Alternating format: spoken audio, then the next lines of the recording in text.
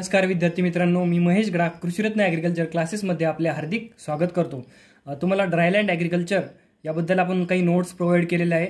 त्याच नोट्सचा आपण थोडक्यात ॲनालिसिस बघणार आहोत किंवा परत समजून घेणार आहोत ती नोट्स। आता ड्रायलँड ॲग्रिकल्चर डेफिनेशन काय? Growing of crop entirely under rainfed condition is called dryland agriculture. Entirely under rainfed condition. नंतर काय? Depending upon the amount of rainfall receive dryland agriculture classified in 3 types. 3 टाइप्समध्ये कोणकोणते? पहिला आहे आता dry farming, dryland farming आणि rainfed farming. Okay, पहिला बघू आता dry farming. Cultivation of crop in a area where annual rainfall is less than 750 mm is called dry farming. त्याचे कॅरेक्टरिस्टिक बघूया आता ड्राय फार्मिंगचे काय? Prolong dry spell during crop. Prolong dry spell असतो, जास्तीत जास्त dry spell during crop period असतो। त्यानंतर crop failure are most frequent. Moisture conservation practices are important. त्यानंतर growing season is less than 200 days। आणि ही ड्राय फार्मिंग जी आहे ती कुठं? ॲरिड रिजन ऑफ कंट्री, यामध्ये ॲरिड रिजनमध्ये कंट्रीच्या आपल्या ॲरिड रिजनमध्ये ही प्रॅक्टिस फॉलो केली जाते ड्राय फार्मिंग। त्यानंतर dryland farming cultivation of crop in a area receive rainfall above 750 mm but less than 1150 mm per annum म्हणजे ओके। त्यानंतर dry spell during crop period is occur. Dry फार्मिंगमध्ये कसा असतो? Most common आहे dry spell, कसा most common आहे, पण इथं येऊ शकतो dry spell during crop period is occur म्हणजे येतोच। Crop failure is less frequent. Dry फार्मिंगमध्ये कसं आहे? मोस्ट फ्रिक्वेंट आहे क्रॉप फेल्युअर, इकडे कसं आहे ड्रायलँड फार्मिंगमध्ये लेस फ्रिक्वेंट आहे। Soil and moisture conservation practices also there is a provision of drainage. म्हणजे soil and moisture conservation practices तर फॉलो करावंच लागतं आपल्याला, पण ड्रेनेज पण ब्लॅक सॉइलमध्ये द्यावा लागतो, प्रॉपर ड्रेनेज आपल्याला द्यावा लागतो। तर सेमी ॲरिड रिजनमध्ये आपण ही प्रॅक्टिस फॉलो करतो। त्यानंतर rainfed farming cultivation of crop in a area receiving rainfall more than 1150 mm per annual is called rainfed farming. Crop failure कसं आहे? रेअर आहे, क्रॉप फेल्युअर इज रेअर। आणि प्रॅक्टिस कुठलीही ह्युमिड अँड सब ह्युमिड एरियामधली। आणि drainage यामधला important आहे, कारण की पाणी जास्त पडतो, ड्रेनेज देणं आवश्यक आहे।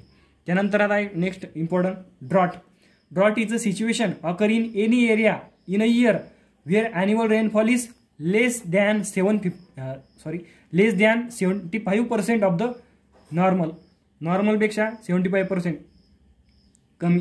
त्यानंतर क्लासिफिकेशन ऑफ ड्रॉट, कोणकोणते क्लासिफिकेशन? मेट्रोलॉजिकल ड्रॉट, नंतर hydrological drought, agricultural drought. Meteorological drought, hydrological drought आणि ॲग्रिकल्चरल ड्रॉट। आता मेट्रोलॉजिकल ड्रॉट बघू आपण। Meteorological drought is define as deficiency of precipitation from expected or normal level. म्हणजे जी काय आपण एक्सपेक्ट केली आहे किंवा अंदाज बांधला आहे त्याच्यापेक्षा कमी रेनफॉल येणे ह्याला म्हणतात meteorological drought over extended period of time. The meteorological drought is occur when seasonal rainfall received over an area is less than 25% of the long-term average value. Okay.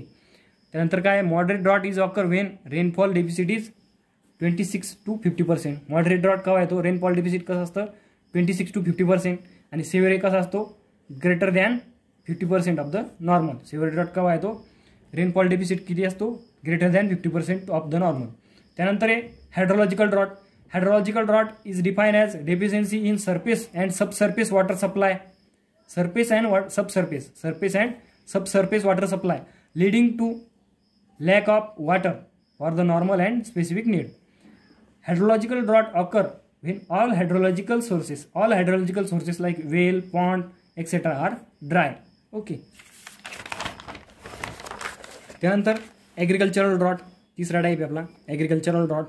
Occur when soil moisture and rainfall are inadequate during the crop period. Okay, याच्यात आता 3 प्रकार: early seasonal drought, mid seasonal drought आणि late seasonal. Early seasonal म्हणजे क्रॉपच्या सुरुवातीला, mid seasonal म्हणजे मध्येच crop आपल्या शेतात असताना मध्येच म्हणजे अशी सिच्युएशन निर्माण होणं की तेव्हा क्रॉपला पाणी नसणार आहे, किंवा लेट सीजन म्हणजे क्रॉप हार्वेस्टिंगच्या आधी थोडाफार, त्याला आपण लेट सीजनल ड्रॉट म्हणू शकतो। आता क्रायटेरिया ऑफ द ड्रॉट, आता आणेवारी सिस्टीमनुसार प्रोडक्शन अबव 75% जर असेल 75% पेक्षा जास्त जर प्रोडक्शन असेल तर ड्रॉट नाही, no drought. Production less than 25% of the normal disaster drought असतो. आणि production 50 to 75% of the normal हे मॉडरेट ड्रॉट असतो. ओके. त्यानंतर IMD according to the IMD classification of drought कसं आहे, ड्रॉट एरिया काय म्हणतो, IMD काय म्हणतो, area where drought occur in 20% of the year during the period are consider of the drought area. Okay. The area where drought occur in 20% of the year त्याला काय म्हणतात drought area. आणि chronic drought area म्हणजे काय, area where drought occur more than 40% of the year is called chronic drought area. त्यानंतर काय, reducing evapotranspiration losses. Reducing evapotranspiration losses कशामुळे आपण इव्हॅपोट्रान्सपिरेशन, कोणकोणत्या पद्धती वापरून इव्हॅपोट्रान्सपिरेशन लॉसेस कमी करू शकतो आणि आपल्या फील्डला जे पाणी लागतं ते मिळवून देऊ शकतो किंवा पाणी वाचू शकतो. पहिलं म्हणजे मल्चेस, दुसरं अँटी ट्रान्सपरंट यूज करू शकतो, वाईन ब्रेक यूज करू शकतो आणि वीड कंट्रोल पण करू शकतो. पहिलं मल्च काय, आता मल्चेस काय, mulch is any material applied on the soil surface to check the evaporation and improve the soil water. Okay. त्यानंतर आहे anti transparent. Anti transparent is any material applied to the transpiring plant surfaces for reducing water losses from the plant. Okay. Transpiring plant surface म्हणजे कोणकोणते, आता ते major कोणता आहे, leaves आहे. म्हणजे लीव्जवर हे केमिकल आपण अप्लाय केलं तर त्यामुळं लीव्जमधून जे इव्हॅपोट्रान्सपिरेशन होणार आहे ते कमी होईल किंवा होणार नाही. आता त्याचे टाईप्स आहे अँटी ट्रान्सपरंटचे, याचे एक्झाम्पल प्रत्येक वेळेस विचारतात पेपरमध्ये. स्टोमॅटो क्लोजिंग कोणता आहे, फिल्म फॉर्मिंग कोणता आहे, तर ते बघा. आता स्टोमॅटो क्लोजिंग टाईप याचे एक्झाम्पल लक्षात घ्या, फिनिल मर्क्युरिक ॲसिटेट किंवा आपण त्याला PMA म्हणतो शॉर्टली, ॲट्राझिन, ॲप्सिसिनिक ॲसिड किंवा आपण ABA म्हणतो, आणि CO2 पण लक्षात ठेवा. त्यानंतर फिल्म फॉर्मिंग, हे काय करतं, form a thin film on the leaf surface. Example काय आहे, Mobileaf, hexadecanol, silicone, oil and waxes. त्यानंतर रिफ्लेक्टिंग टाईप कोणकोणते, increases leaf reflectance, that is albedo increase करतोय रिफ्लेक्टिंग टाईप. एक्झाम्पल लक्ष ठेवा, केओलिन, हे पण विचारलं जातं. त्यानंतर ग्रोथ रिटार्डन्स कोणता आहे, सायकोसेल और CCC. त्यानंतर विंड ब्रेक्स और shelter bed. Wind breaks and shelter bed.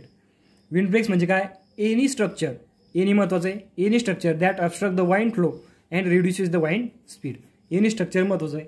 आणि शेल्टर बेडमध्ये काय असतं, रोज ऑफ द ट्री, हे महत्वाचं आहे. शेल्टर बेडमध्ये ट्री असतात आणि विंड ब्रेक्समध्ये काय पण असू शकतं, आणि शेल्टर बेडमध्ये ट्रीज असतात. Trees are planted for the protection of crop against wind. The protection offer by the shelter belt is depend on the height of the central tree row in the shelter bed. जे central tree आहे समजा, त्यावरती protection depend आहे. Generally the shelter bed give protection from desiccating wind to the extent of 5 to 10 times their height on windward side and 30 times on levered side. आता windward side काय आणि leeward side काय, windward side म्हणजे direction from which wind is blowing, म्हणजे ज्या साईडहून हवा येते ती साईड. ओके. त्यानंतर leeward side, the side to which, म्हणजे ज्या साईडला हवा जाते ती side, to which wind blowing it's called leeward side. आता आपण रेफरन्स कोणकोणते यूज केले बघू. Principle of agronomy SR Reddy, त्यानंतर principle of agronomy Reddy and Reddy, आणि essential of agriculture Narayan Nagare.